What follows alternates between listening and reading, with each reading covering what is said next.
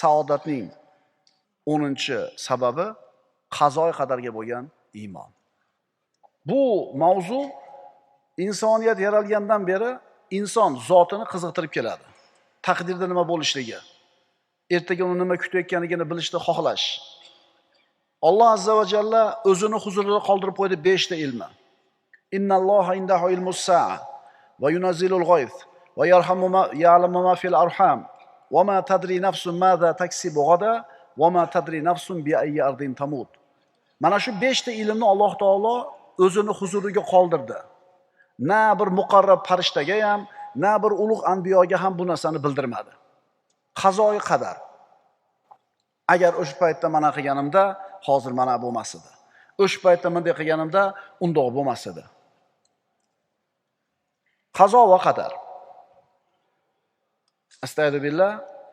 Ma asaba min musibatin fil ardi wala fi anfusikum illa fi kitabin min qabli an nabra'aha inna zalika 'ala Allohi yasir. Alloh azza va jalla Qur'onda marhamat qiladi. Na yerga va na o'zlaringizga biron musibat yetmas. Magar yetsa, biz uni paydo qilishimizdan ilgari kitobda bo'lar. Bu Allohga osondir. Ustinglarga nima musibat kelgan bo'lsa, yerga qanaqa musibat kelgan bo'lsa, shu musibat kelmasdan avval taqdirga yozib qo'yilgan. Sizlar buni hech narsa qila olmaysizlar. Hukm aytildi, taqdir bitildi, qalam ko'tarildi, sahifa quridi, tamom, ish bitdi. Bizi ustimizga birodarlar, Alloh taqdirga yozgandan oshchasi ham kelmaydi, kami ham kelmaydi. Mana shu iymoningiz komil bo'ladigan bo'lsa, mana shu e'tiqod qalbingizda mustahkam o'rnashgan bo'lsa, dollar nech pul bo'lishi qiziqtirmaydi. Endi nima bo'larki? Kursga qara. Ha nima bo'lardi? Allohda aytgani bo'ladi. 70 so'mdan benzin quyib yuribmiz. 70 so'mdan benzin quyib yuribmiz, birodarlar. Yana benzin qimmatlagan sari katta объемli mashinalarni minyapsizlar. Jiblarda qaranglar ko'payganini. Alloh seni shu mashinani minishingni peshinangga yozganmi, o'sha benzinga yarasha pulni ham beradi. Ma'qulmisan? Qazo va qadar. Qadar degani belgilash degani, taqsimlash degani. Qado degani ana shu belgilangan narsani amalga oshirish degani. Alloh taolo aytadi, astagfirullah, inna kulla shay'in xalaqnahu biqadar. Albatta biz har bitta narsani taqdir bilan, o'lchov bilan aniq yozib qo'yganmiz. Qancha nafas olasan, qancha ovqat yeysan, qancha suv ichasan, hamma narsa hal qilingan. Payg'ambarimiz sollallohu alayhi vasallam ana shu taqdiri azal bitilishligi haqida aytgan hadisida shunday dedilar. Alloh avval qalamni yaratdi va unga yoz dedi. Qalam nimani yozaman dedi. Alloh taolo qalamga dedi, to qiyomat qoyim bo'lgunicha bo'ladigan hamma narsalarning miqdorlarini yozgin. Fajaral qalamu fi tilka sa'a. Ana shu soatda qalam yozishni boshladi. Qalam yozib bo'lib ishini bitirganidan keyin 50 ming yil o'tib osmonlar va yer yaraldi. Taqdir bitilgan paytda hali osmon ham yo'q edi, yer ham yo'q edi, biz ham yo'q edik. Seni birodar boshingga tushgan narsa adashib boshqa yoqqa ketmaydi. Seni qo'lingga kelgan narsa adashib yana boshqa yoqqa ketmaydi. Ya'ni sen uchun yozib qo'yilgan narsa albatta senga keladi, senga yozilmagan narsa albatta senga kelmaydi. Agar mana shunday ishonch, e'tiqod qalbingda mustahkam o'rnashsa, tub-tubingga mana shu tushuncha o'rnashadigan bo'lsa, hayoting zo'r bo'lib qoladi. Musibatlar sen uchun Allohning hadiyasi bo'lib qoladi. Chunki gunohlaring kafforat bo'ladi u musibat bilan. Mehnatlar rohatga aylanib qoladi. Hodisalar esa mukofotga aylanadi. Inson dunyoda yashar ekan, ustiga yaxshi kun keladi, yomon kun keladi. Bu Allohning taqdiri. Astagfirullah. وَلَنَبْلُوَنَّكُمْ بِشَيْءٍ مِنَ الْخَوْفِ وَالْجُوعِ وَنَقْصٍ مِنَ الْأَمْوَالِ وَأَنْفُسِ وَالثَّمَرَاتِ وَبَشِّرِ الصَّابِرِينَ. Albatta sizlarni sinaymiz deyapti Alloh taolo. Xavf va xatar bilan, qo'rquv bilan, ochlik bilan, moliylarga, joniylarga bir talofat yetkazishlik bilan, meva-chevalarni kamaytirishlik bilan imtihon qilamiz. Imtihon uchun keladi shu narsa yozilgan. Shunda allazina idza asabatuhum musibatun qalu inna lillahi va inna ilayhi roji'un. Biror musibat kelganda, yozilgan musibat keldi peshonasiga, yozilgan musibat tushdi ustiga. Shunda albatta biz Allohning bandalarimiz va albatta Allohning huzuriga qaytamiz deydigan sabirlarga xush xabar bering. Mana musibat sizga foyda bo'lib qoladi. Ustingizga kelgan musibat foydangizga aylanadi. Chunki musibat kelganda Allohning taqdiri, Allohga qaytib boramiz, alhamdulillah degan bandaga shu musibatning orqasidan savob bor. O'shuning uchun aytildi, musibatlar senga hadiya bo'lib qoladi deb. Payg'ambarimiz sollallohu alayhi vasallam aytadilar, mo'minning ishi ajoyibdir. Hamma ishi uning foydasiga. Yaxshilik taqdir qilingan bo'lsa, ustiga yaxshilik kelsa, shukr keltiradi, savob oladi. Musibat kelsa, rozi bo'lib sabr qiladi, yana savob oladi. Mo'minning ishi ajablanarli. Ustiga kelgan yaxshilik ham uning foydasi, ustiga kelgan musibat ham uning foydasi. Payg'ambarimiz sollallohu alayhi vasallam mana Abdulloh ibn Abbosni yosh bola ekan, ulog'iga uchqashtirib olib turib qilayotgan nasihatini ko'ring. 10-12 yashar bolaga Rasulullohning berayotgan ta'limini ko'ring. Ya'ni mana shu yoshda inson dunyoqarashi shakllanadi-da. Siz uyingizda qaysi tushuncha, qaysi tasavvur bilan yashayotgan bo'lsangiz, bolangizda ham shu tasavvur bo'ladi. Rasululloh aytibdilar-ki, "Ya g'ulam, inni uallimuka kalimat." Ey bola, dedilar Rasululloh, men senga bir necha kalimalarni o'rgataman. Allohning haqlarini saqlagin, u zot seni saqlaydi. Allohning buyruqlarini bajar, Allohning hukmini saqla, Alloh saqlaydi. Allohning haqlarini saqla, uni qarshingda topasan. Ya'ni bir muammoga kelsang, Alloh ro'barangda bo'ladi, yordam beradi. Agar so'rasang, Allohdan so'ra, agar ko'mak tilasang, Allohdan tila. Bilginki, butun ummat yig'ilib senga biror zarar yetkazmoqchi bo'lsa, Alloh yozganidan ortiqcha zarar yetkazish olmaydi. Butun ummat yig'ilib senga foyda keltiramiz deysa, Alloh yozganidan ortiqcha foyda keltirish olmaydi. Chunki rufiyatil aqlam va jaffatis suhuf. Qalamlar ko'tarilgan, sahifalar qurigan. Alloh yozganicha qiladi, zararni ham, Alloh yozganicha qiladi, foydani ham. O'shuning uchun mo'min odamda bir narsa va'da qilib ishontirsa xursand bo'lib ketmaydi. Biror narsani aytib qo'rqsa vahimaga tushib ketmaydi. Kim aytgani bo'ladi? Allohning aytgani bo'ladi deydi. Qalamlar ko'tarilgan, sahifalar qurib bo'lgan. Yana bir rivoyatda aytadilar Rasululloh, "Va alam annama axtoka lam yakun liyusibka." Bilginki, seni nima chetlab o'tgan bo'lsa, senga tegishi yo'q edi taqdirda.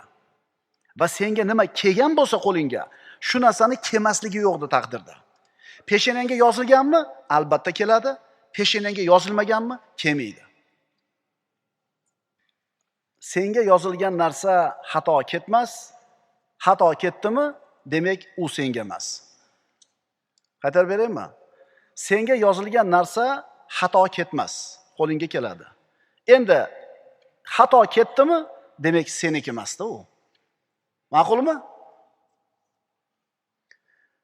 Rasululloh Abu Hurayra roziyallohu anhuga aytdilarki, "Ey Abu Hurayra, qalam sen yo'liqadigan narsalarni yozib, qurib ham bo'ldi."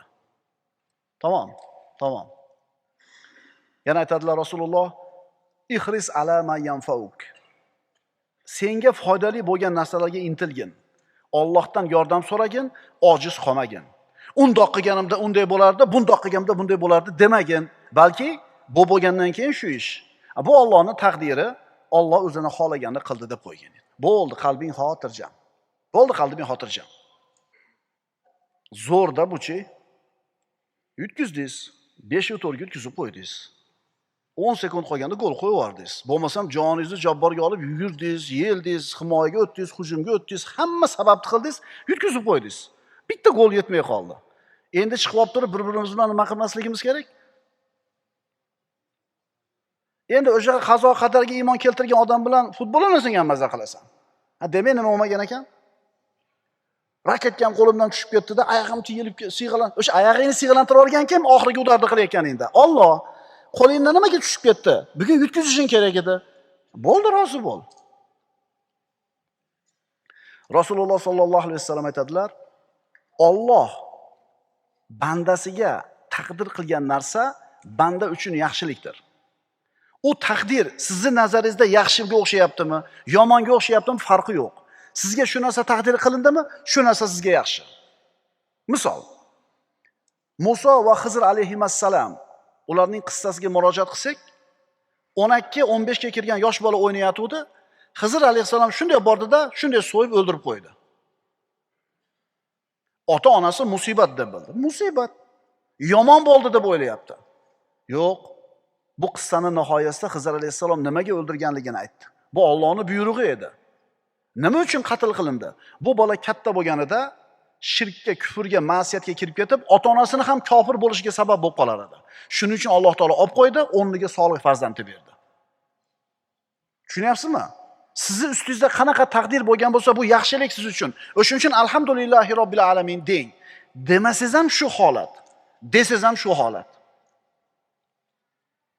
Alloh senga taqdir qilgan narsa, birodar, albatta yaxshilik bo'ladi. Shunday bo'ldimi? Demak, shunda bitta yaxshilik bor. Yillar o'tgandan keyin ko'rasan. O'shunga uylanmaganing to'g'ri bo'lgan ekan. Yaxshi ham o'sha reysga ulgurmaganim, samolyot qo'nmabdi deysiz. Ungacha siqilib, probkada bo'g'ilib, qizilga yurib, shu xullas baqir-chaqir qilib keluvdingiz, ulgurmadingiz. Uchib ketdi samolyot. Moncha puldan qoldim dedingiz, keyin bilsiz samolyot qo'nmabdi. Tahqiq Alloh azza va jalla bir mo'min bandaga musibatni taqdir qiladi, mo'min xafa bo'ladi. Lekin mana shu musibatning orqasida qancha bir yaxshiliklar borligini va qancha yomonliklardan to'silishligini bilmaydi-da.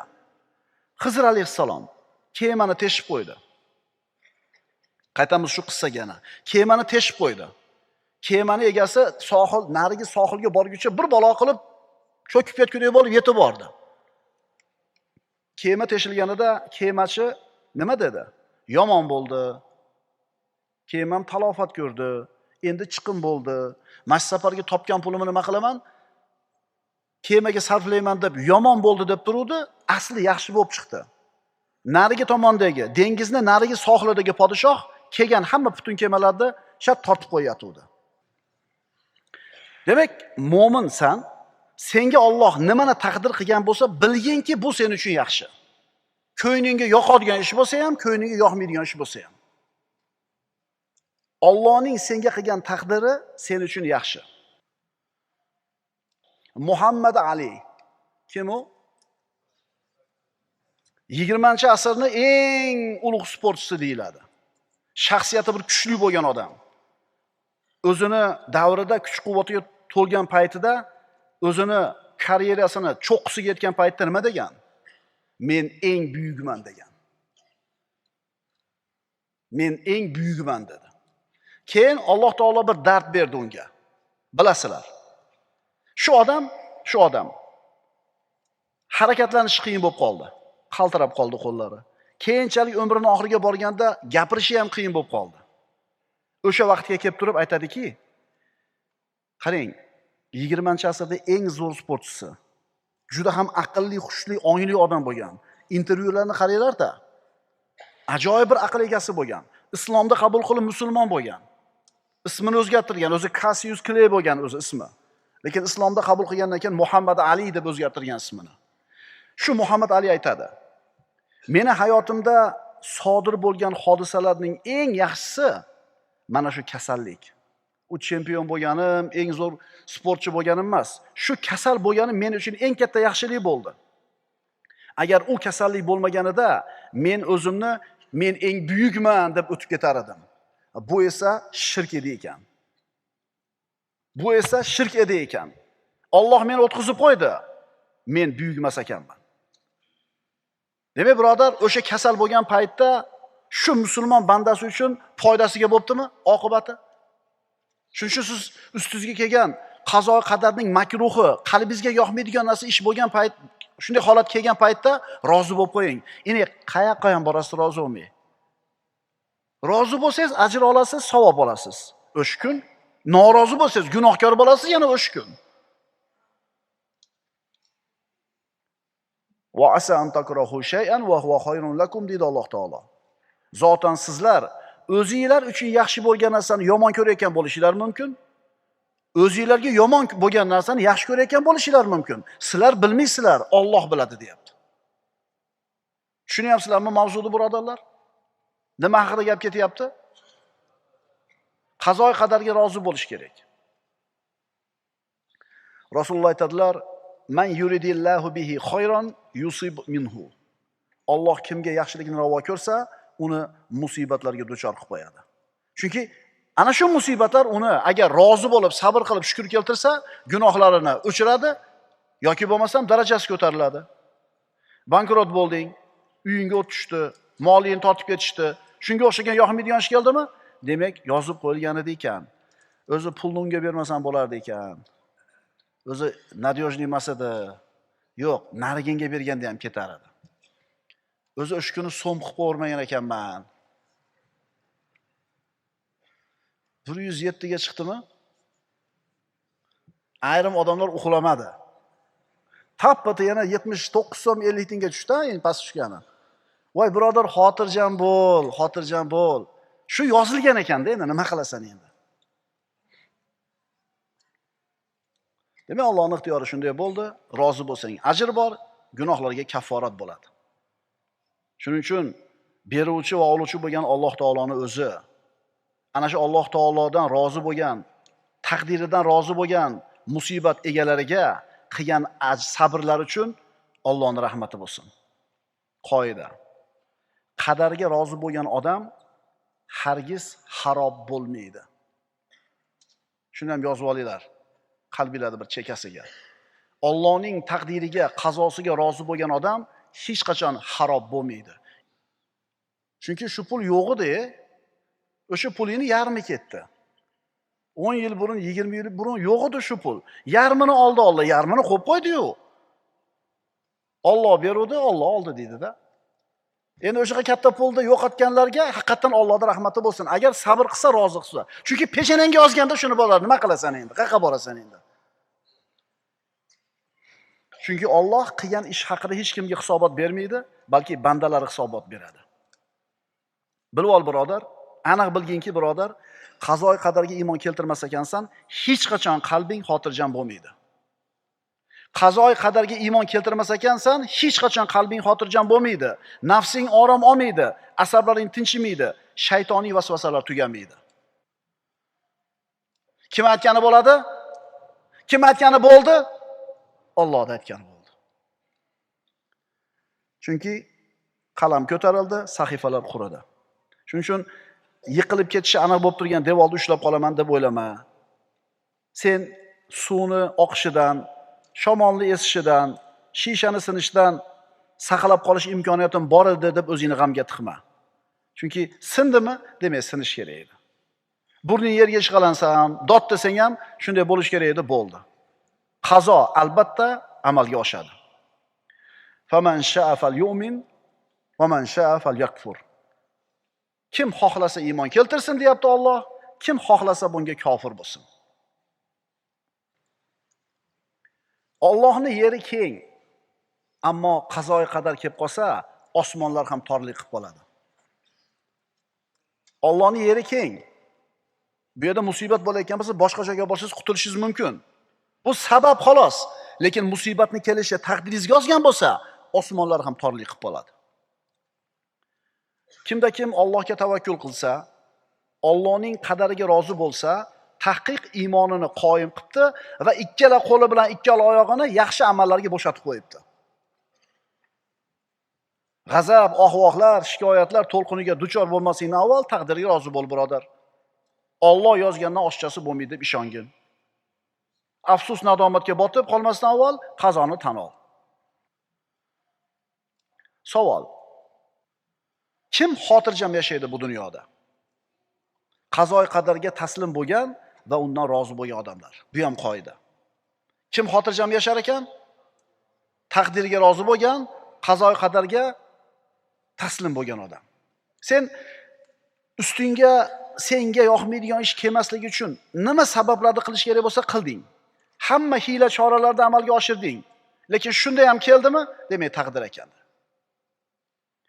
Hikmat qachoniki Alloh o'zining amrini, qadarini yuzaga chiqarishni istasa, o'sha vaqtda, o'sha lahzada aql egalarining aqlini olib qo'yadi. Nima degani bu? 30 yildan beri mashina purishlik qiladi birov. Shu ishni piri bo'lib ketgan. Endi bizning tilda yeb qoladigan kuni keldi. Zararga kiradigan kuni keldi.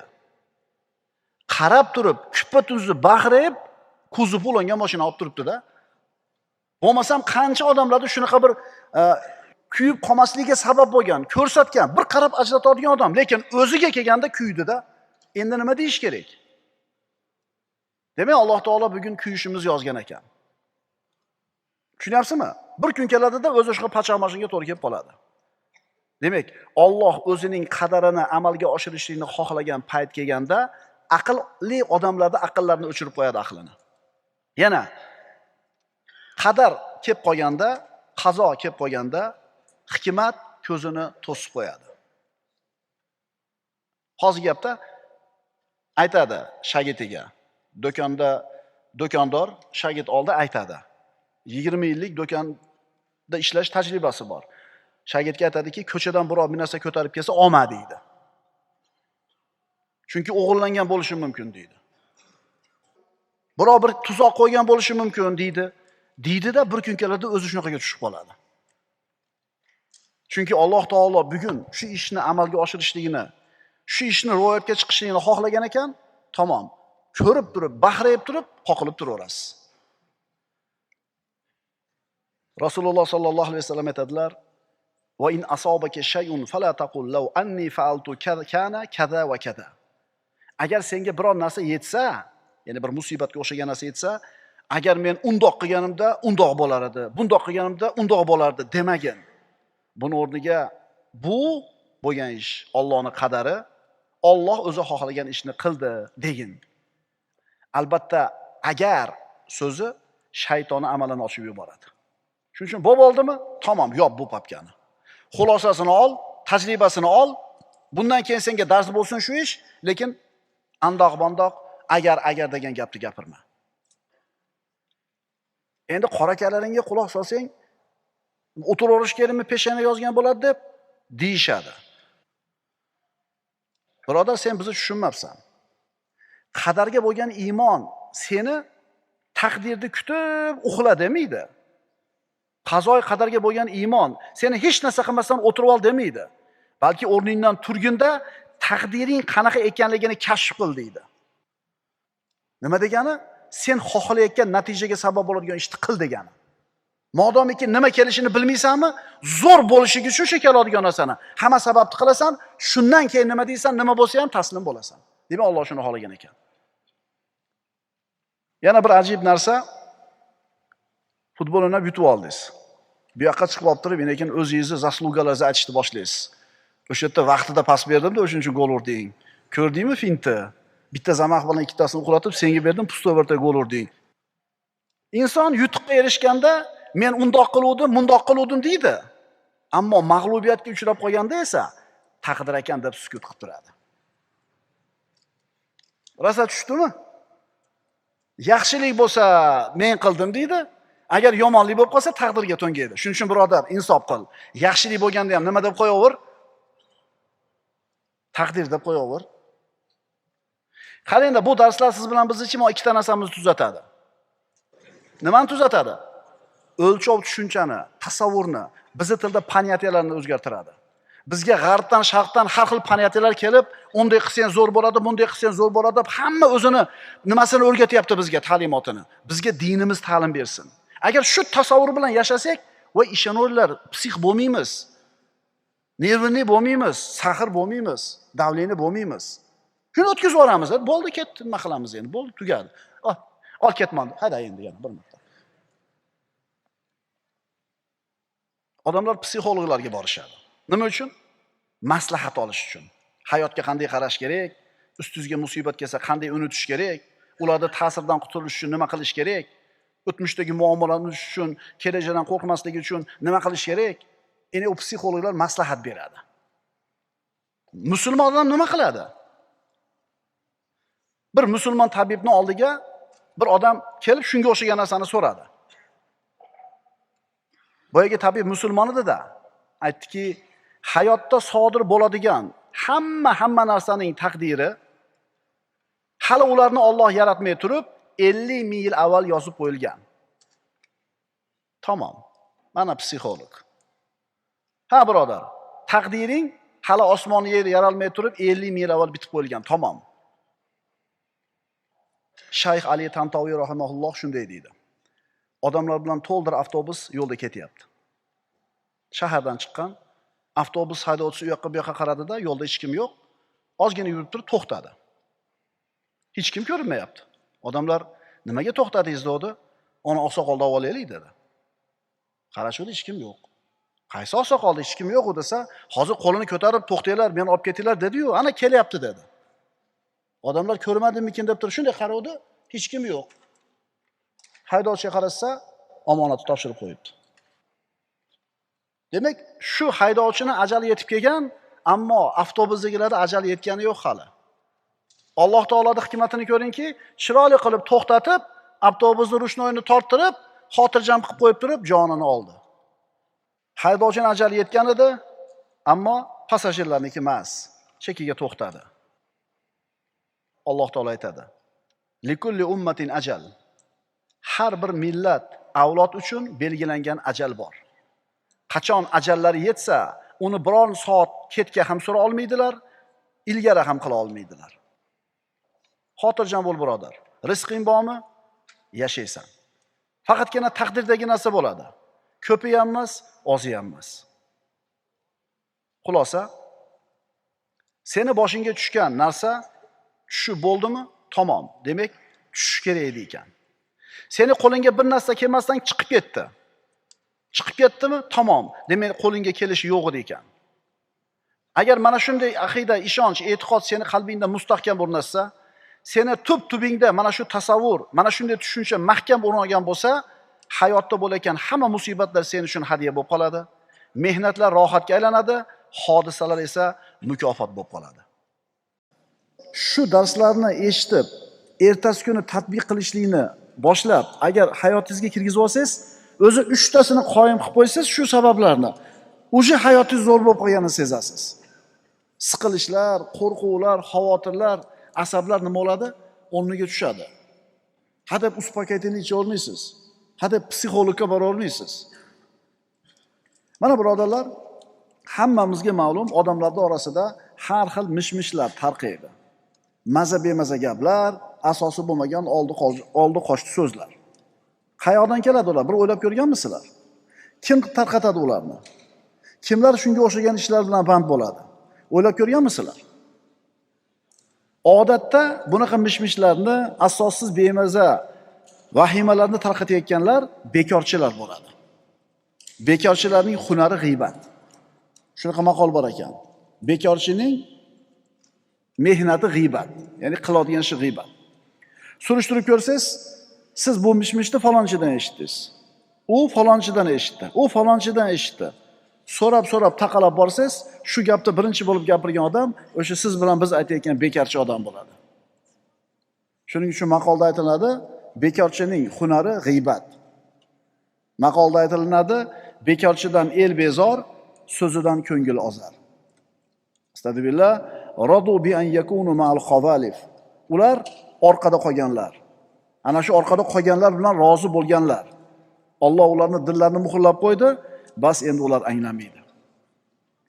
Zehn uchun, aql uchun eng xatarli bo'lgan narsa kishini ishsiz qolishi, kishini bekorchi bo'lib qolishi. Bu odamning holati katta tezlikda ketayotgan mashinani shofir uxlab qolgan. Shunga o'xshaydi. Mashina nima bo'ladi? Shofir uxlab qolgan, mashina o'ngga moyil bo'lyapti, chopga moyil bo'lyapti, lekin borib bir joyga kirib ketishi aniq. Bekorchi odam uxlab qolgan shofirga o'xshaydi. Shuning uchun birodar, bekorchi bo'lib qolishidan ehtiyot bo'lgan. Pulingni olamasang ham ishlaver. Haqqingni bermayotgan bo'lsang bekor qolma, ishlaver. Chunki bermayotgan bo'lsa qiyomatga o'tdi. Bermayotgan bo'lsa eng kamida o'zingni bekorchilikdan saqlading. Ana shu qadimgi faylosoflardan Buzurgi Mehr aytadiki, agar biron ish bilan bandlik, shijoat makoni bo'lsa, u holda bekorchilik fasodlar makonidir. bir narsa bilan band bo'lib mashg'ul bo'lishlik, shijoat paydo qiladigan o'rin bo'lsa, endi bekorchilik fasodni paydo qiladigan o'rin bo'ladi. Hakimlar aytishadi, bekorchilikdan saqlaning. Zero bekorchilik aqlni buzadi, zaif insonni yiqitadi. Undan tashqari, bekorchilik birodarlar hamma yomonliklarning sababi. Qayerda bekorchilik bo'lmasa, shu yerda yomonlik ham bo'lmaydi. Qaytarib aytaman. Qayerda bekorchilik bo'lmasa, shu yerda yomonlik ham bo'lmaydi. Masalan, bir odamning farzandi aynib qoldi. Fe'l-atvori, yurish-turishi nima sababdan shunaqa bo'ldi, bilasizmi? Farzandingiz qachon noto'g'ri yo'llarga kirib qoladi? Bekorchi bo'lganida. Shuning uchun esi bor ota farzandlarini bekor qo'ymaydi. Yo bir maktabda o'qiyotgan bo'ladi, yo universitetda, yo madrasada o'qiyotgan bo'ladi, yo bir hunarga berib qo'yadi. Yana shuni bilishimiz kerakki, birodarlar, bekorchilik shaytonning ekinzori hisoblanadi. Bekorchilik shaytonning ekinzori. Shayton u ekinzorda shayton yangi gunohlarni yetishtiradi. Endi bor gunohlarni esa rivojlantiradi. Shuning uchun birodar, bekorchi bo'lib qoldingmi? Tamom. Sen g'am qayg'uga, xavotirga, qo'rquvga, vahimaga tayyor turaver. Chunki bekorchilik seni g'am tashvishga, qo'rqinchli kelajak sari boshlaydi. Bekorchi aqllar iblisning ustaxonasi. Bekorchi aqllar iblisning ustaxonasi.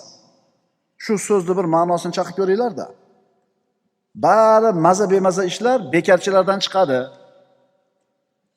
Chunki bekor qoladigan bo'lsang, bu bekorchiliging senga o'tmishni va hozirni va kelajakni daftarni ochib qo'yadi-da, seni behalovat qiladi.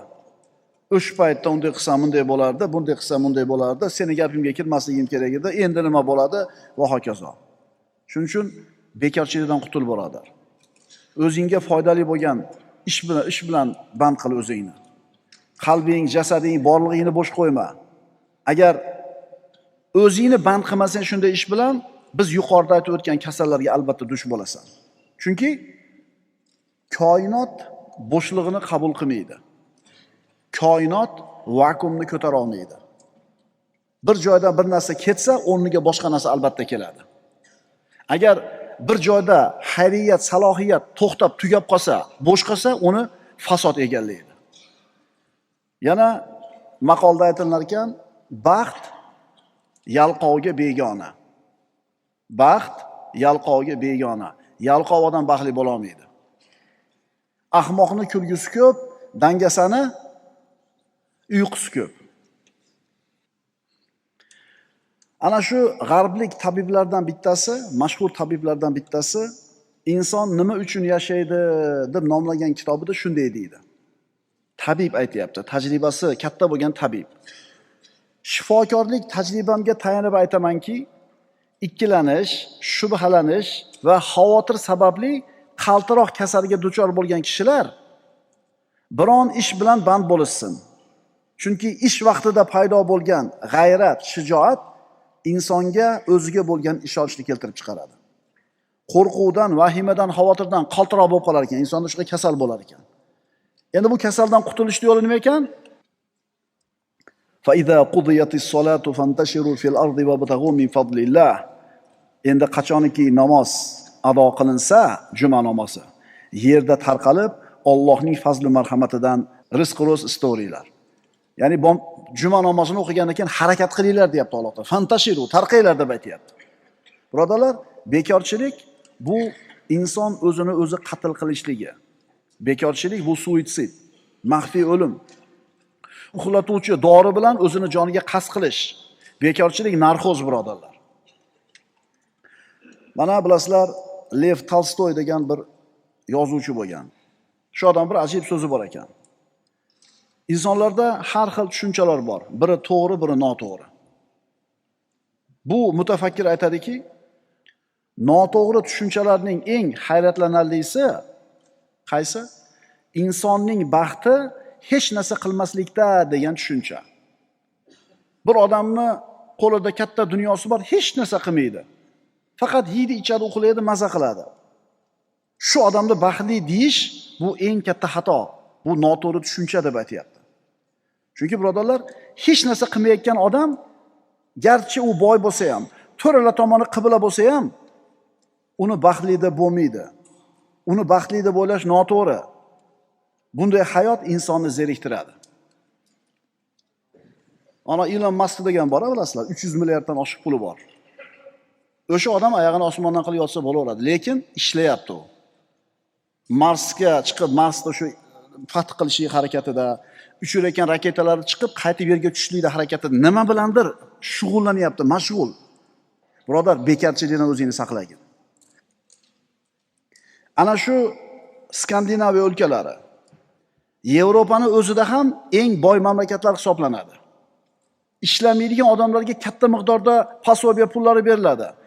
Turmush tarzi juda ham baland, ammo ayni ana shu Skandinaviya o'lkalarida suitsidni miqdori juda ham katta. O'zini o'zi qatl qilganlarning eng ko'pi ana shu Skandinaviya o'lkalarida. Nima uchun? Zerikkan bular. Demak, birodarlar, baxt bekarchilikda emas. Garchi u bekarchi odam boy bo'lsa ham. Inson tirik bo'lish kerak, inson harakatda bo'lishligi kerak. Bekarchilik shunday bir azobki, bu azobni Xitoy mahbuslarga beradigan jazoga o'xshatsak bo'ladi. Mahbus bog'lab qo'yiladi, o'tkizibmi, tikka qilibmi, boshini ham bog'lab qo'yadi, qimillolmay turadi. Hatto boshini qimillata olmaydi. Shunda boshidan suv tomizib qo'yadi. Chiq, bitta tomchi tushdi. Oradan bir muddat o'tdi, chiq, ikkinchisi tushdi. 1 minutda 2 ta, 1 minutda 3 ta tushadi. Bitta tushdi, 2 ta tushdi, 30 ta tushdi, 100 ta tushdi. Har tomchi tushgan sari boshni yorib yuborgidek azob mashaqqat bera boshlaydi. Keyingi tomchini tushishini kutib, shuni asnosida boyaga mahbus jinni bo'lib qoladi. Jinnilikka mubtalo bo'ladi. Tushunyapsizlarmi, birodarlar? Bekarchilikdan o'zinglarni saqlanglar. Biladi bekarchi? Ha, men o'sha 500 so'mdan kuniga ishlaymanmi deydi. Ishlab tur, bekar o'tirgan. Bekar o'tiribdi. Undan ko'ra bekar o'tiradi-da. Ya, men ishlamayman. Yana ishtahosi baland, o'ziga samatsenkasi baland. Ha, men shu ishni qilaman ekan. Ha, o'zingizga ayting, o'sha qilsin. O'tiraveradi. O'zi asli shunaqa farzand ota-onaning mevasi. Hamma yo'qda ota-ona o'zi qilib o'rgatib qo'ygan bo'ladi. Bola tambal bo'lib qolgan bo'ladi. To'g'rimi? G'arb mutafakkirlardan biri aytadi, agar baxtim chopganida yoki omadim yurishib ketganida deb o'tirib olib vaqtni bekor o'tkazishlik baxtsizlikning naq o'zidir. Ishlarim yurishib ketsa, omadim chopib ketsa deb bekor o'tiribdimi, shu odam naq baxtsiz odam bo'ladi. Hayolga berilib o'tirmasdan harakatga tushish. Shunda birodar, qoning yaxshi aylanib, miyangga bir yaxshi fikrlar keladi. Yangi hayot aqlingdan ikkilanishni tezda ketkazadi. Ishla, davomiy bo'l. Bor bo'lgan dorilarning eng arzoni va eng afzali shu. Tushunarlimi? Bor bo'lgan va samarali bo'lgan eng arzon va eng afzal dori mehnat qilish. Astagfirullah. Va qul i'malu fasayarallohu amalakum va rasuluhu val mu'minun. Alloh taolo aytadi, ayting, amal qilinglar, ishlanglar, ya'ni turib olmanglar. Bas Alloh, uning payg'ambari va mu'minlar qilgan amallaringizni ko'rib turar. Birodar, ba'zida ishni ko'pligidan charchab malollanib ketasan. Bir yorug' kun ham bormikin, ish, hech ham bo'shamaysan. Birodar, ishingni ko'pligi baxt. Ishni ko'pligi muammo emas, ishni yo'qligi muammo. Bekarchilik muammo. To'g'rimi? Yurting tinch, taning sog', mehnatingga pulni berib turishdimi, ishlab maza qilmaysanmi? O'g'il bola, peshanang tellab, yengini shimarab, bir ketmon chopmaysanmi chiqib turib? Ya, bekor o'tiraveradi. Birodarlar, Ibn Sino bu ulug' tabib nima degan? Bekorchilik nafaqat jaholatni keltirib chiqaradi. Ayni paytda u kasalliklarning paydo bo'lishiga sabab bo'ladi. Bekarchi odamni kasal bo'lishi ham ko'p bo'ladi. Rohat, huzur, halovat bekarchilik, g'aflatdir. Bekorchilik mohir o'g'ridir. Aqlinga esa o'sha vahimali urushning o'rtasida qolgan o'ljan nishondir. Agar birodar bekor qolgan bo'lsang, shart o'rningdan turda namoz o'qi. Tasbih ayt, istig'for ayt, takbir ayt, zikr bilan mashg'ul bo'l, kitob o'qi. Yoz, uyingni, xonangni tartibga keltir, kimgadir foydang tegsin, bekorchilikni o'ldir. Qaraginda, uyingda sen qilishing kerak bo'lgan ish to'lib yotibdi. Ikkita mardikor olib kelsam, 1000 so'mdan bersam, agarotni chopib, tekis agat olib beradi. Znak tanish manzarami? O'zi 1000 yo'q o'zi. O'zi hemiri yo'q. Qaraganda uyingda sen qilishing kerak bo'lgan ish to'lib yotibdi. O tomda ichiga chiqqanda tartibga keltirish kerak. Podvalingga tushganda u ham shu tartib kerak bo'ladi. Qaysi asbob qayerda turibdi bilmaysan. Ko'changdagi ariq, eshiging tagidagi ariq tozami? Daraxtlaring sen o'zing xohlagandek chiroyli suratdami? Birodarlar, musulmon odam bekarchi bo'lishi mumkin emas. O'tirmaysizmi, dada, sizga nima deysiz? Yo'q, u mehnat qilib o'rgangan, mehnat bilan o'zini tirik his qiladi, mehnat bilan o'zini baxtli his qiladi. O'shuning uchun ketvonda olib sekin daraxtlarni tayin chopayotgan, agarot to'rlayotgan, daraxtlarni putayotgan. To'g'rimi? Ular mehnat qilib o'zini saodatli his qiladi. Pensiyaga chiqqandan keyin o'tirib ko'rdi. 1 yil yarim o'tiruvdi, bo'lmadi. O'shuning uchun mehnat qiladi qarilar. Tushundinglarmi endi ukalar? Komil, mukammal insonning hayot yo'lida 3 ta dushman kutib turadi. Bekorchilik, boylik, mashhurlik. Bekorchilik, boylik, mashhurlik. Komil insonning yo'lida shu narsa turadi. Ular qaroqchiga o'xshab unga hujum qilib, unda hayotidagi eng yaxshi narsani olib qo'yishni xohlaydi. Nimani desa, mehnat sevarligini. Ertaman turasiz a? Do'konga borib, ishing bor, do'koning bor, oladigan oyliging bor. Maza qilmay deb turadi. Ochaymi, ochmaymi? Havoga qaraydi. Mana shu yelkasiga shayton o'tirib olgan odam. Birodar, sen ertalab uyingdan chiqqaningda bismillah deb ibodat bilan mashg'ul bo'lyapsan hozir. Chunki shu mehnatni qilishing, shu tirikchilikni qilishing, shu pulni olib topishlik uchun ishlashliging ibodat bo'ladi. Hayot arzimaganligi sababli juda ham qisqa. Shuning uchun mana shu qisqagina hayotingni birodar bekorchilikka o'tkazib yuborma. Yoshlar, yo ilm olinglar, yo hunar olinglar. Yoshlikni bekorlik bilan o'tkazmanglar. Yoshlik ham qisqa. Yoshlikni bekorchilik bilan o'tkazmanglar. Agar yoshlikni huzur halovat bilan, bekorchilik bilan, o'yin kuni bilan rohat bilan o'tkazsanglar, qariganinglarda mehnat mashaqqatga qolasizlar. Astagfirullah. Kam labithtum fil ardi adada sinin.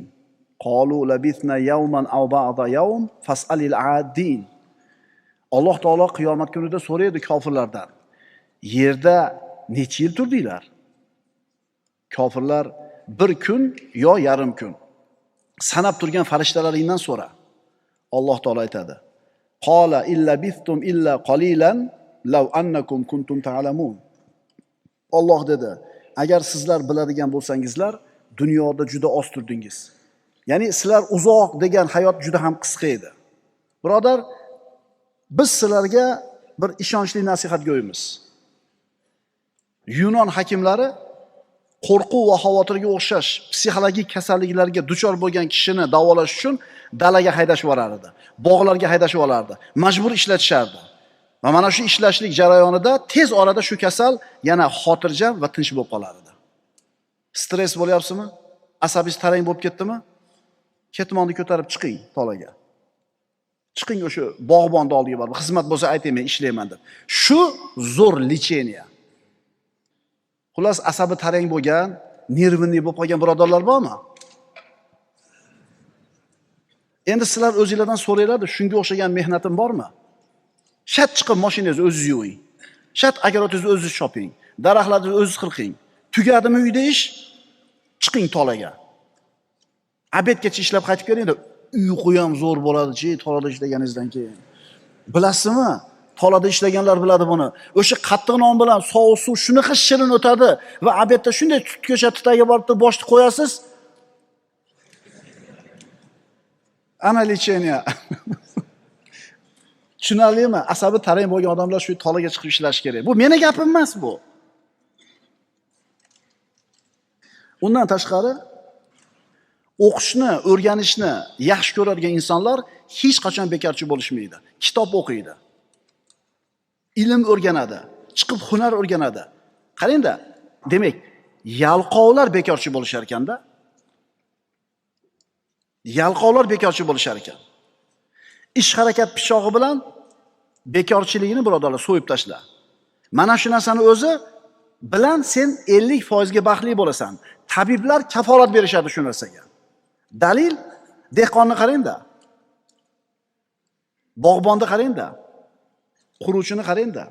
Novvoyni qarangda. Qo'shiq xirgoyi qilib, kayfiyati choq, o'ylanishga, siqilishga vaqti yo'q yurishadi. Jismoniy mehnat bilan mashg'ul bo'lgan odamlar baxtiyor, saodatli, xotirjam bo'ladi. Qarangda, harakatlari, shijoatlari sababli tanasida quvvat bor, ruhida xotirjamlik bor. Chunki ularda bekorchi vaqt yo'q. Chunki ular nimalar bilandir ovora, foydali narsa bilan band, rejasi bor, ishi bor. Sen bo'lsang birodar, ilon chaqib olgan odamdek to'shagingda ko'z yoshingni artib, ming'illab o'tiribsan. Bekorchilikni mehnat degan pichoq bilan so'yib tugat. Go'zallik o'z ismidek bo'ladi. Ma'ruf o'z rasmidek bo'ladi. Yaxshilik o'zining ta'midek bo'ladi. Odamlarga yaxshilik qilishdan, ularga ihson qilishdan, ularga xursandchilik ulashishlikdan birinchi bo'lib kim foyda oladi, bilasizmi? Avvalambor mana shu yaxshilikni qilgan odamni o'zi. Ana shu ihsonini, saodatini odamlarga ulashgan kishini o'zi birinchi foyda topadi bundan. Odamlarga yaxshilik qilayotgan, ularga xursandchilik, saodat tarqatayotgan insonlar bu qilgan savobli amallarining mevalarini avvalambor o'zlarining nafslarida his qilishadi. O'zlarining xulqlarida topishadi, zamirlarida bu narsani ko'rishadi. Odamlarga yaxshilik qilganda birodar, qalbini yorishganini, osuda bo'lganini, sakinatli bo'lganini, orom topganini ko'rasan. Eslangda, qiylanib turgan odamga bir yordam qildingiz. Hali odam ketdi, pulingizni olib ketdi. Lekin xuddi pul olgandek maza qilasiz. Siz katta yo'lga chiqa olmasdan kichkinaroq mashina turibdi. Hech kim yo'l bermayapti, katta yo'lda ketayotganlar. Shunday sekinladingizda, bunday farani yoqib qo'ydingiz. Hali odam shunday burildida avariya ekani yoqdi. Bilasizmi? Uje xursand bo'lishni boshlaysiz. Avariyani yoqib qo'ydi, yaxshilik qilganligingizdan quvonch hosil bo'ladi. Va mana shu quvonchni paydo bo'lgani Alloh sizdan rozi bo'lganligini bitta belgisi. Alloh rozi bo'ladigan ishni qildingiz, qalbingizga quvonch kirdi. Shuning uchun birodar, agar boshingga biron bir g'am tashvish kelib qoladigan bo'lsa, birovni topib turib yaxshilik qilib qo'ygin. Ihson qilgin. Go'zal ishni bajar, shunda qalbingda yengillikni topasan, rohatni. Mahrum odamga biror narsani ber, mazlumga yordamchi bo'l, ochga taom ber, kasalni ziyorat qil, mashaqqatga kirgan insonga ko'mak ko'rsak. Shunda sen saodat o'rab olganligini his qilasan. Mavzuyimiz qanaqa bo'ldi? Boshqalarga yaxshilik qilgan inson avvalambor bu yaxshilikdan o'zi foyda oladi. Qalbi yorishadi. Odamlarga yaxshilik qilishlik xuddi mushukka o'xshaydi. Mushuk ambarga o'xshaydi. Mushuk ambarni ko'tarib ketayotgan odam ham foydalanadi undan. Sotib olgan ham foydalanadi. Uni sotayotgan ham foydalanadi. Mushuk ambarda oldidan o'tib ketayotgan odam hidab foydalanadi. Mushuk ambarni turgan bitgani yaxshilik. Yaxshilik qilishda ham xuddi shu narsani o'zi. U yaxshilikni qilgan ham, yaxshilikni olgan ham, yaxshilikka guvoh bo'lgan odam ham bu narsadan huzurni topadi. Odamzod yer yuzida yashab kelar ekan, turli zamon va turli makonlarda yashagan. Ana shu zamonlarda, makonlarda yashagan, turli zamon va makonlarda yashagan, turli xalqlar shu narsani ta'kidlashgan. Bitta haqiqatda hammasi bir xil ta'kidlagan. Aql ham, naql ham, fitrat ham shunga dalolat qiladiki, Allohga iymon keltirish va odamlarga ihson qilish har qanday yaxshiliklarni jalb qiluvchi sabablardan. Buni ziddi esa har qanday yomonliklarni jalb qiluvchi sabablardan.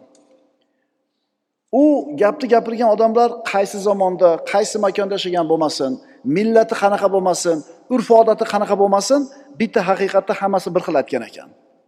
Allohga iymon keltirgandan keyin inson boshqalarga yaxshilik qilar ekan, unga faqatgina yaxshilik keladi. Endi Allohga iymon keltirmasa, haloyiqqa zulm zo'ravonlik qiladigan bo'lsa, bu insonda boshiga faqatgina yomonliklarni jalb qiladi. Bugungi darsimiz saxovat haqida desak ham bo'laveradi. Nabiy sallallohu alayhi vasallam saxiy inson bilan baxil insonni zarbul masal qilib dedilar. Saxiy va baxil ustiga jubba kiygan ikkita odamga o'xshaydi. Ikkita odam ustiga jubba kiygan, sovut kiygan. Saxiy pulini sarf qilgani sari jubbasi va temir sovuti kengayib, o'zi ichida yo'q bo'lib ketib qoladi. O'zi yo'q deb bo'lib qoladi ichida. Baxil esa ziqnalik qilgani sari sovuti qisilib, joni chiqqudek bo'ladi. Mana baxil inson, saxiy inson. Odamlarga yaxshilik bo'lashadigan inson, odamlarga shu yaxshilikni qilmaydigan odam. Ikkalasi sovut kiygan odam. Endi shu sovutni dunyo hayoti deb tasavvur qilinglar-da. Inson boshqalarga yaxshilik qilar ekan, haligi sovuti kengayib ichida yo'q bo'lib ketyapti-yu. Xuddi shunga o'xshagandek, saxiy insonga dunyo keng bo'ladi. Dunyo yorug' bo'ladi. Dunyo sakinatli bo'ladi. Ammo baxil odam baxillik qilar ekan, sovuti qisib, uni nafasini bo'qqandek, dunyosi uni qisib qo'yadi. Maqolda aytiladi: baxil avliyo bo'lmas, avliyo baxil bo'lmas. Baxil avliyo bo'lmas, avliyo baxil bo'lmas. Hech kim o'zini baxil deb bilmaydi. Ma'qulmi? Xo'p, mana bir hafta o'tdi, Ramazon bo'lyapti mana. Nimani ihson qildingiz? Nimani tarqatdingiz? Nimani berdingiz? Kimga xizmat qildingiz? Kimga xursandchilik bag'ishladingiz? Sotgan narsangizga xursandchilik demang. U xursandchilik qilmadingiz, u pulga sotib oldi u. Siz o'zingizni saxiy yoki baxil ekanligingizni bilmoqchi bo'lsangiz, qarang. Olayotganingizda qanday yengil his qilsangiz o'zingizni, berayotganda ham shunday yengil his qilasizmi? Olish qanday yoqimli bo'lsa, berishingiz ham shunday yoqimlimi? Demak, siz saxiy ekansiz. Endi aksi bo'lsa-chi? Olayotganda juda ham yengilsiz, o'zingizni juda ham yaxshi his qilasiz. Berayotganda-chi? Tushunarlimi? Qo'lida davlat ko'proq bo'lgan akalar, Alloh sizlarga qanday ihson qilgan bo'lsa, haloyiqqa shunday ihson qilishinglar kerak. Va ahsin kama ahsanallohu ilayk. Alloh taolo Qur'onda aytadi: Alloh senga qanday ihson qilgan bo'lsa, sen ham shunday ihson qil. Dollar topgan bo'lsang, ihsonni ham dollarda qil. Birodar, olayotganda qanday his qilyapsiz o'zingizni? Endi berayotganda shunaqa his qiling-da. Buni samarasini ko'rasiz. Baxil avliyo bo'lmas, avliyo baxil bo'lmas. Yana baxil bo'lma, saxiy bo'l, o'smog'ingga to'g'ri yo'l degan maqolam bor ekan. Saxiy inson faqat o'sar ekan, baxil inson o'sa olmas ekan. Payg'ambarimiz sollallohu alayhi vasallam aytadilar: Innalloha fi avnil abdi ma damal abdu fi avni akhihi. Sahih hadis. Modomiki bir mo'min boshqa bir mo'minning yordamida turar ekan, Alloh bu bandaning yordamida turadi. Siz birodaringizni xursand qilaman deb, mushkulini yengil qilaman deb, muammosini hal qilishga yordam beraman deb yonida turing, sizni yoningizda Robbingiz turadi. Chunki birodarlar, aniq ravshan qoida bor. Mukofot amal jinsidan bo'ladi. Qaysi yaxshilikni qilgan bo'lsangiz, sizga shu yaxshilik qaytadi.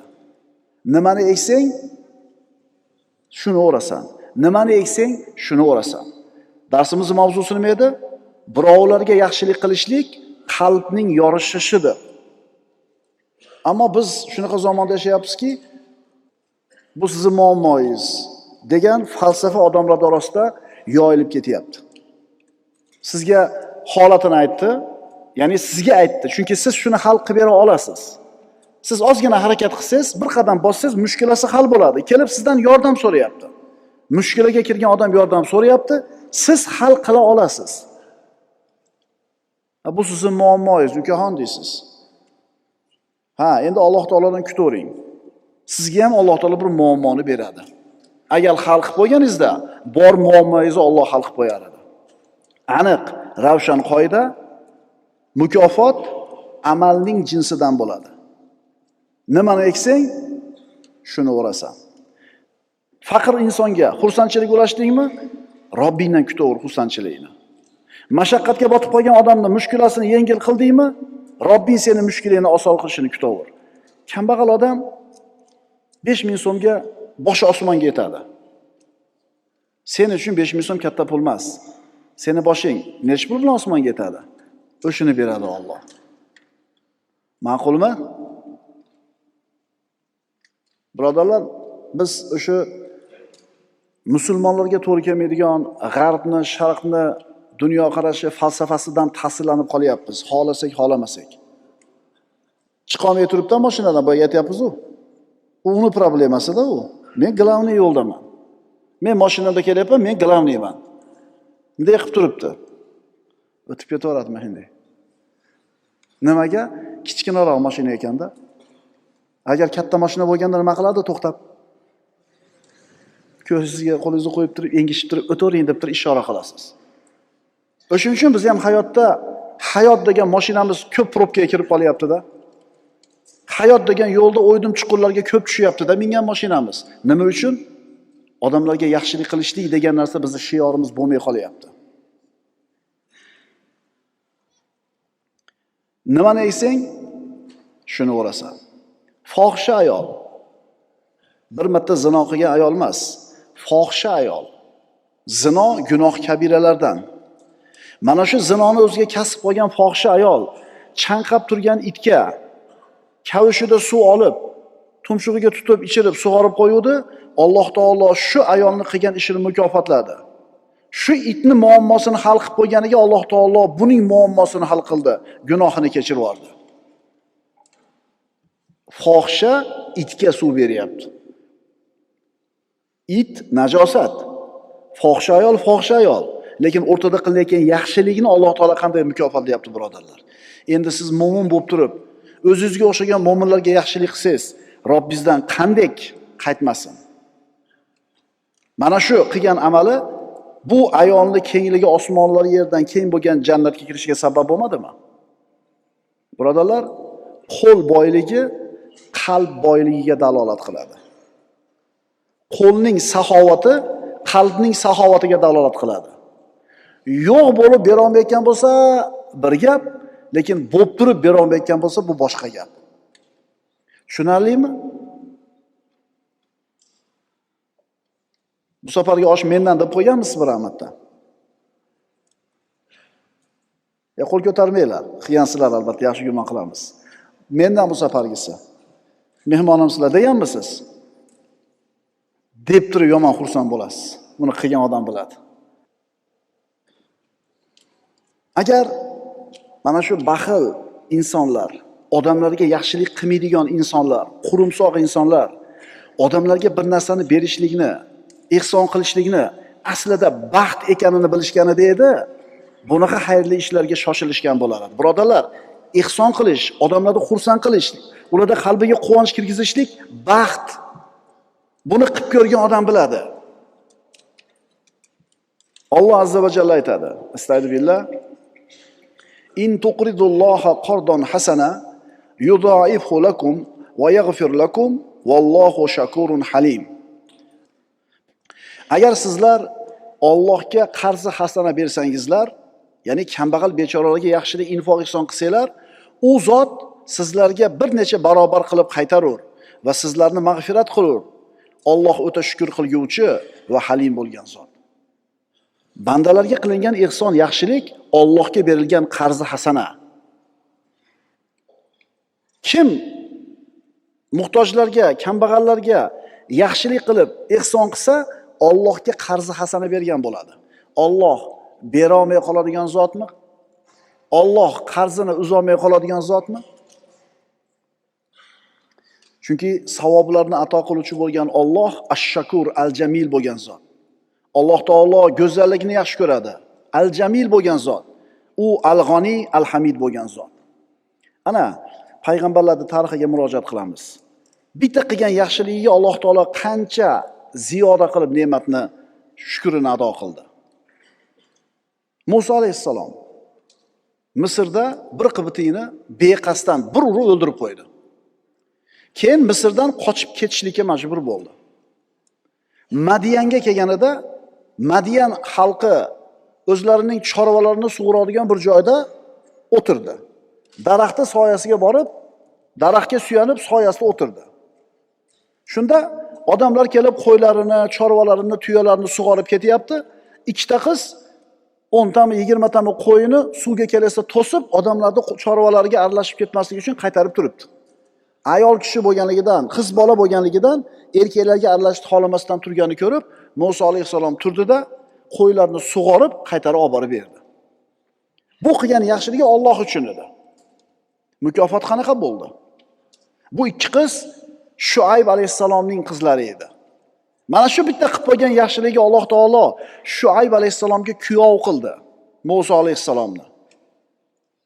Va 10 yillik uy joy bilan Alloh taolo mukofotlab taqdirlab qo'ydi. Kimga kuyov bo'ldi? Payg'ambarga kuyov bo'ldi, uyli joyli bo'ldi. Tushunyapsizlarmi, birodarlar? Odamlarga yaxshilik qilish qoida. Bugun shu qoidani olib chiqib ketinglar. Odamlarga yaxshilik qilish g'am qayg'uni ketkazib, saodat va xotirjamlik olib keladigan sabablardan hisoblanadi. Qaytaramiz. Odamlarga yaxshilik qilish g'am qayg'uni ketkazib, saodat va xotirjamlik olib keladigan sabablardan hisoblanadi. Kunda bitta yaxshilik qilib qo'yish mumkin. Kunda bitta yaxshilik qilib qo'yish mumkin. O'sha bitta odam yo'l berib qo'ydingiz. Qo'shilib oldi, yaxshilik. Bo'ladimi? Bo'ladi. To'xtab turdingiz, chiqib qo'shilib ketguncha yoki shu o'zingiz bilasiz. O'zingiz bilasiz.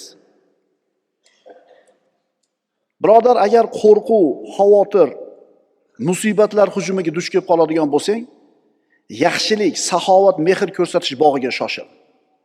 Faqat o'qigan yaxshiliging Allohning roziligi uchun bo'lsin. Haloyiqqa yaxshilik ulash, odamlarga ko'mak ko'rsat, insonlarning xizmatida bo'l. Agar shunday qilsang, qilgan yaxshiligining samarasidan avvalo o'zing foyda topasan. Avvalo qalbing saodat va osudalikni topadi. Keyin esa ana shu mushkullarning hal bo'lishini qarab tur. O'sha mushkulalarning hal bo'lishligini kuzatib tur. Yaxshilik ulash. Ali ibn Abi Talib, Fatima Zahroning kuyovi.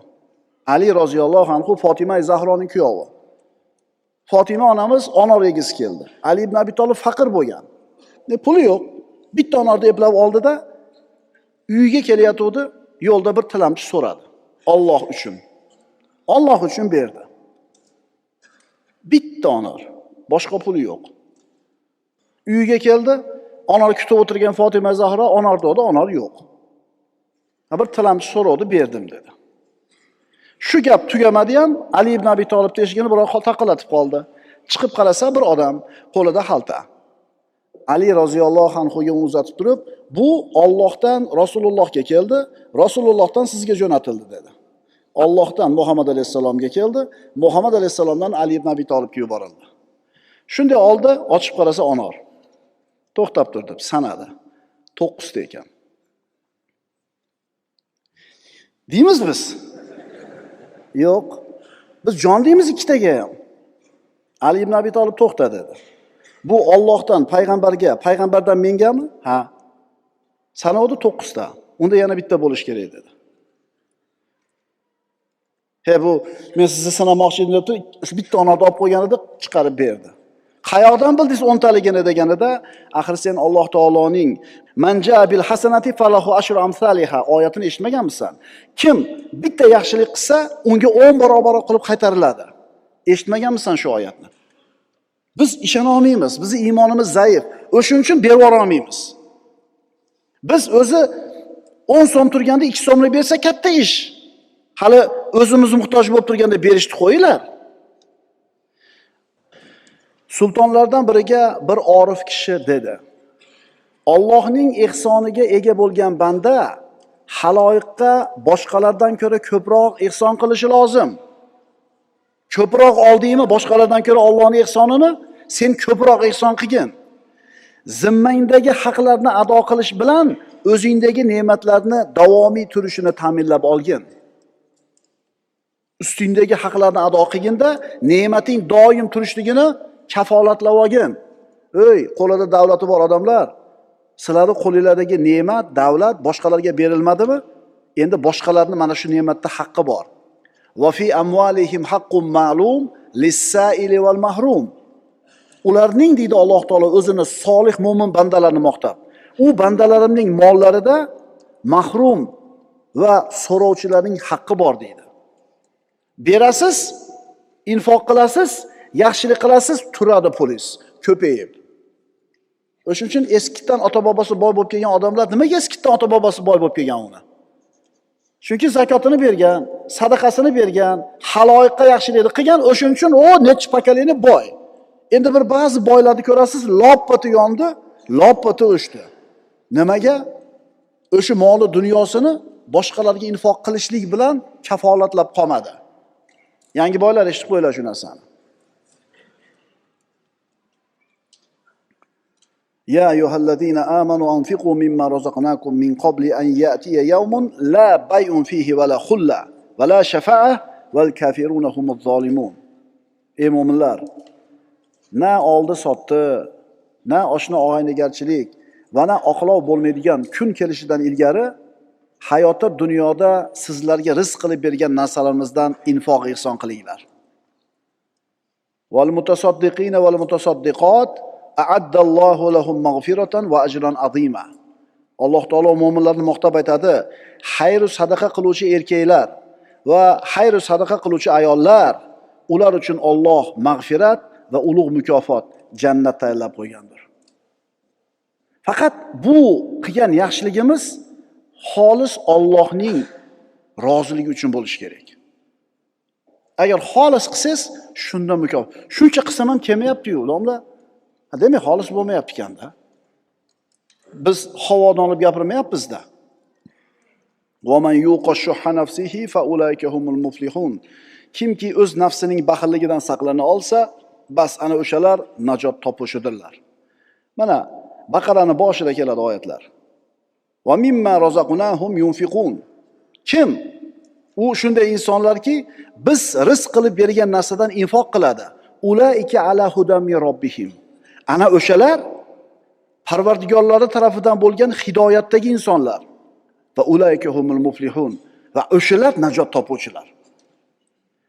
Alloh taolo hadis qudusida aytadi: Ya ibn Adam, anfiq unfiq alayk.